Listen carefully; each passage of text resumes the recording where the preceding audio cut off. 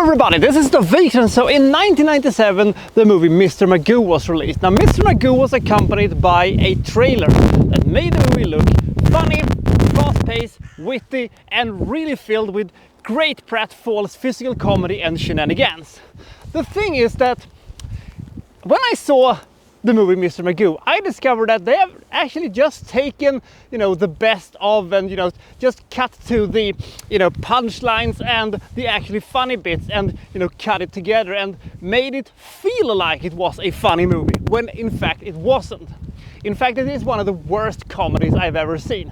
Why is that important? Well, the same year as Mr. Magoo came out, there was another movie that came out called the Beverly Hills Ninja, and they did virtually the same thing. They just took the worst falls and the worst cases of Chris Farley being an annoying idiot, and they just cut it together to make the movie appear to be a really funny, smart and clever little comedy. That was not the case. This is one of the worst comedies I have ever seen, and you're going to have to suffer with me. This is my review of the Beverly Hills Ninja.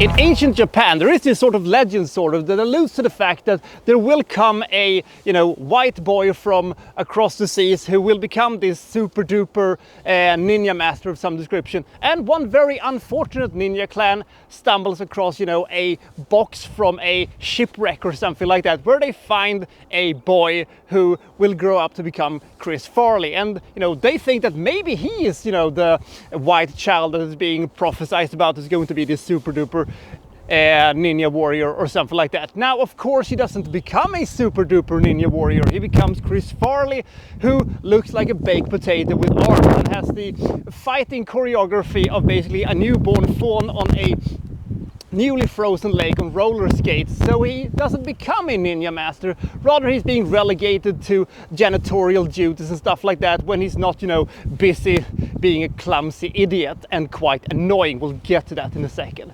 However, he still wants to become, one with the universe, which is a catchphrase they're trying to hammer in a lot throughout this movie.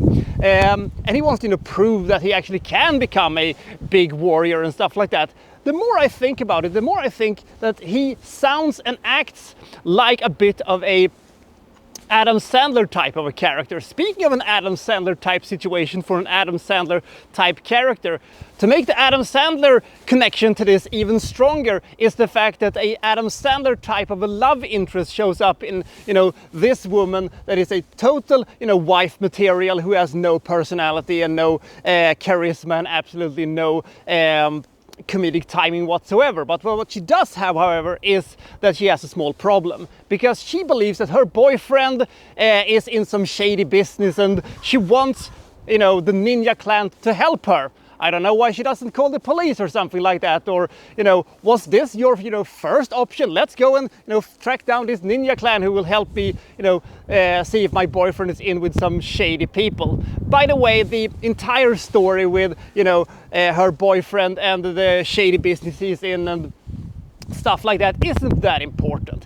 Anyway, Haru, aka Chris Farley, says that this is the moment that he has been waiting for. He needs to go on this, quest to try to help this woman. So he goes after her to the hills of Beverly, his words, not mine, and tries to find, what's been going on here. He, reunites with her and they participate in some really not funny things, but we'll get to that in a second. But he's not alone on this quest, because, the Ninja Clan has also sent after him his sort of adoptive little brother, you could say. I will always, view him as Liu Kang from Mortal Kombat. Anyway, his job is basically to stay out of his way and make sure that he doesn't get into too much trouble and help him in any way that he can. So, is he going to be able to stop, the shenanigans that her boyfriend is into? Is she going to, fall in love with him maybe? Is he going to become one of the universe? Will he defeat the bad guys to become a mighty warrior? You all know the answer to these types of questions, but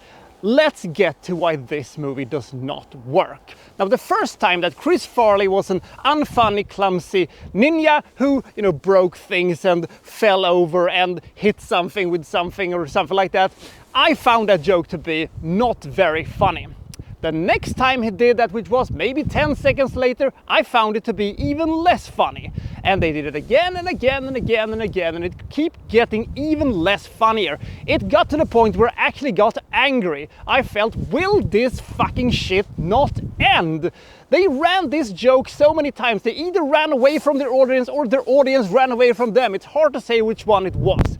But anyway, so it is a very one-dimensional joke that isn't very funny, and when you have repeated it enough of times, people just want to cut their wrists or send out snipers to try to take this motherfucker down. So we have bad physical comedy, and when we're not doing that, we have these sequences when he dresses up like a shady businessman, or this chef that is completely incompetent, and those sequences doesn't have the attempted ninja things, but they do have him being an obnoxious, annoying, bumbling idiot who does bumbling idiot things. And this is not my type of a movie. This is not my type of a comedy. And there are just so many ways I can say that that joke was not funny. So at least you could have had a couple of really interesting and colorful side characters that could have at least taken up for, Chris in this movie, but they don't. We even have Chris Rock being in this one, and he's not funny. Now, the more I've been thinking about it, I have done a bunch of reviews over the years where I have said lines in the vein of Chris Rock was not very funny in this movie. Now, either this means that Chris Rock is really bad at, picking movies, or I've seen the wrong movies, or maybe it is the fact that maybe Chris Rock isn't as funny as I sort of believe that he is. I don't know. Anyway, speaking of that, I have only seen a bunch of movies with Chris Farley, and I'm sort of surprised every time his name comes up that he is, this almost legend within American comedy, and he's being described as genius and this fantastic innovator of physical comedy, and people talking about him like he is almost this legendary figure within American comedy. Once again, either I have seen the wrong movies or I do not understand what you people talk about, because I found him extremely unfunny. I find him extremely annoying. I think he has no timing whatsoever. And this is both the vocal and the physical part. I don't think he works at all. But maybe somebody can, throw me a tip of what movie I should see where he is really, really good. But we're slightly getting sidetracked. This is a very boring movie. The thing is that all of these jokes that they set up, they took so long time to set up, and you can see a mile away, oh, they're going to do that. Oh, he's walking beside her. I'll bet he's going to walk into a lamppost. And then boom, he walks into a lamppost. And it wasn't very funny. And you could see it a mile away. And there is no suffering in this movie. Because a lot of comedy is that somebody has to suffer. But every time that, he falls down or he hurts himself, there is, nothing really that seems to affect him. He just, bounces back up again and says, I'm okay, let's do this. I don't know why, but it doesn't work. I could count to 3 jokes, which I thought was actually kind of funny in this movie. And surprisingly enough, none of them actually involves Chris Farley. Now, the first thing that happened, and maybe this is how they could have fixed this movie. This is, the sequence in the restaurant when he's being very unfunny as this incompetent chef that is supposed to be this, show-off guy who does all of these tricks with, eggs and spatulas and stuff like that. And there is this shootout when a bunch of goons are shooting each other and killing each other because he's a clumsy idiot who fails to realize that he is in danger, and people are killing each other when they're trying actually to kill him. Those sequences were legitimately funny and actually gave you a blueprint of maybe how to do this movie in the proper way. Him being oblivious to the fact that he's in danger and everything that he does, and do makes people overestimate him and try to kill him and exposing themselves. And he said, aha, you're, you know, that guy, or something like that. The other thing that I thought was very funny, by the way, I counted the restaurant as 2 jokes. The other joke that I thought was very funny was when the hook is dropped. And this is mainly because that somebody else is actually hit with a hook rather than, you know, Chris Farley himself, which would have been the classical thing to do in that joke. So at least that got a small little chuckle out of me. That is one of the reasons why this is not on the list of the worst comedies I've ever seen, but it was very, very close. It's definitely one of the worst comedies that was made in the 1990s, because holy shit, this movie is a rough watch. Because despite a decent pace, nothing happens. All the jokes are so boring and they take so long to set up, and the payoff are so bad, and this is just a doldrum of dull, boring physical comedy that I absolutely hate, with a character I absolutely hate in a story that I do not care about.